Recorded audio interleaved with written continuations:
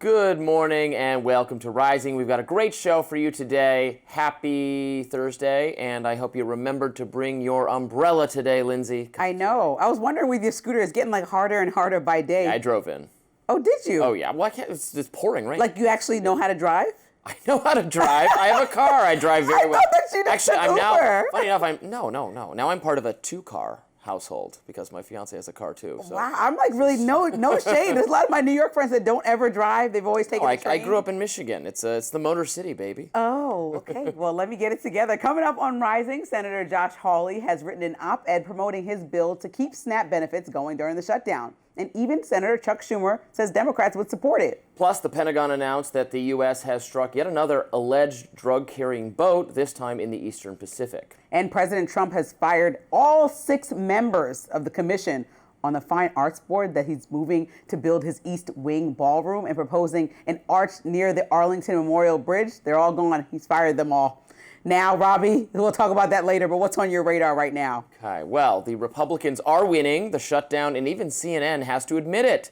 We turn now to my favorite pollster, Harry Enton, who has some shocking news for his colleagues at the network. Take a look. If anything, it's been helped a little bit. Take a look here, the shift in net popularity versus pre-shutdown.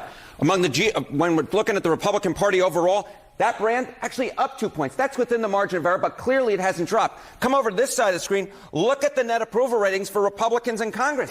It's actually up 5 points since pre-shutdown. So what we're seeing here is the Republican brand in Congress has actually improved somewhat compared to where we were pre-shutdown, despite the fact that Republicans control. And that's the math that John Thune and Mike Johnson are looking at. That's right. GOP poll numbers are actually up. How the Republicans are choosing to handle the shutdown is resonating with voters. Not just their own voters, but also independents. Let's watch a little bit more. The base for sure. Look at this. The net approval rating up 12 points versus pre-shutdown. But it's not just with the base. It's also with the middle of the electorate. Look at this. Among independents, it's up 8 points as well. So we've got a situation here where Republicans with the shutdown are actually rallying their base, but it's also something that's not hurting them with the folks in the middle. If anything, it's helping them with folks in the middle. And this is the type of math that if you're Republicans, you like to see, right? Because something could rally the base but alienate those in the middle, or something could rally those in the middle but alienate the base. But the truth is, we're not seeing that. Yes. Republican voters, the MAGA base, they're excited that the party is sticking to its guns, and independents are also rewarding them for it. Well, I think that's very telling.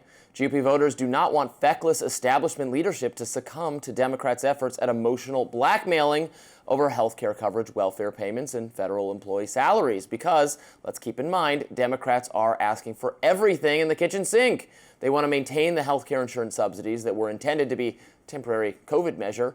Like most temporary government spending programs, they don't end up so temporary, do they? Democrats now expect them to be permanent. And the Democrats were willing to let the government shut down and say, look, voters, look what those mean Republicans are doing to you. They're willing to withhold your paycheck if you're a government employee. They're willing to take away your welfare. Blame them.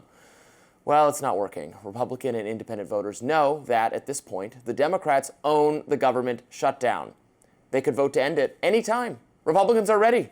But Democratic members of Congress are afraid to go along with this because they fear the anger of their furthest left voters who are demanding that they stand up to the Republicans, even in performative and self-sabotaging ways. Well, they're only hurting themselves because a majority of voters, not everyone clearly, but enough people, are with the GOP on this one. Even CNN's Jake Tapper sounded ever so slightly exasperated with congressional Democrats. Let's watch. Let me be clear. The administration is choosing to starve American children with money that they already have appropriated. I'm not applauding their tactics. By the White House. Well, this is a choice by the White House. This is also, Congresswoman, this is also a choice by Senate Democrats to not vote to open the government. Yes, it is. He's right. I think plenty of Americans have decided that Democrats own this shutdown now. We'll see how that affects the midterms next year, if at all. Some poll numbers, Lindsay, that got to be bad news for Democrats. If I was Republican seeing that, I'd be like, oh, wow.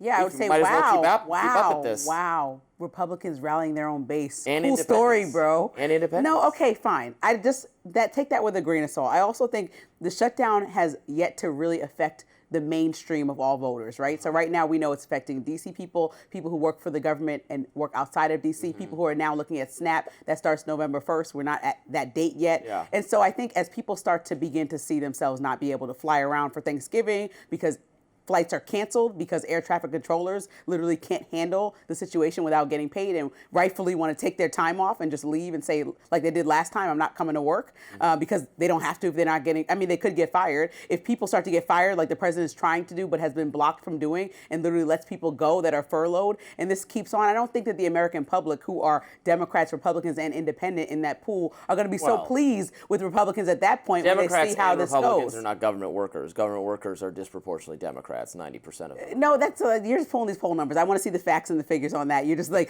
smirking and saying Democrats are 90% of workers. Like I'm not accepting federal that employees. No, I want to know. Well, let's give you an example. I love that you're saying that. So remember when Doge did this? Remember when Doge fired a bunch of federal workers, sent them that memo, Elon Musk? Well, guess what? I interviewed a Republican federal worker. You found one, huh? No, I didn't find one. There were several, but I interviewed the one of them that I decided to go talk to, and he voted for President Trump and was confused about how Elon Musk was making that type of decision because as a supporter of President Trump, he thought that it was America first, and he got rave reviews from his boss. Okay, he worked in the Department of Agriculture and was confused about why he's being let go by somebody who wholly did not understand his job, which was Elon Musk. So that's one example and taking us way off track. But I think that we need to remember this is one poll, convenient poll. Now, if we look at another poll that just came out, there's an Economist YouGov poll that came out just yesterday. I thought it was alarming to see that yesterday 57% of the country disapproves of President Trump's job performance so far.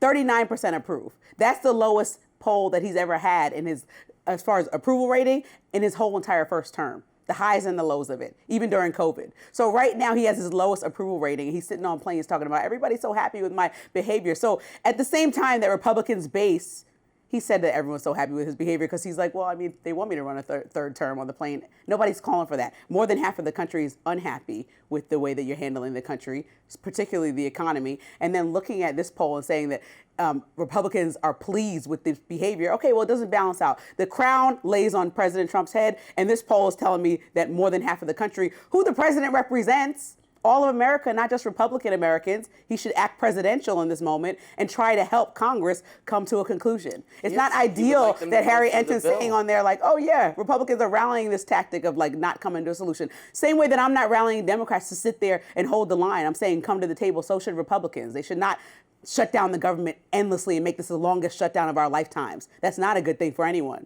Well, then Democrats and I don't think that Republicans should be saying that either. You saw what that woman said to Jake Tapper, that this is Republicans' fault, but you're the people who won't vote for it unless you get everything in the kitchen sink. You want the sprinkles and the cherry. They're willing to give you the sprinkles. You just can't have the sprinkles. What sprinkles were they willing to give? They want a clean CR pass. There's not one sprinkle in there. Yeah, and then they're saying down the line we're going to have a conversation. Who would trust them realistically that down the line they're going to have a conversation about health care costs? We're now in November. The Affordable Care Act subsidies are about to expire. And so people are watching their health care costs go from $800 in one KFF study, which is an independent health policy research organization, to $1,900. Scrap Obama. Okay, but since we can't do that right now, people actually need health insurance. So from $800 to $1,900 is not They feasible. have health insurance. We're just getting rid of a subsidy that was only supposed to be there. So you don't mind that the same Americans that are vulnerable in our country that are using the Affordable Care Act to begin with because they couldn't to be emotionally blackmailed. It's not emotionally blackmailed. It's actually caring about the constituents that you represent. Then find me something else. Cut something else, but don't cut health insurance. Don't cut SNAP benefits. These are big things.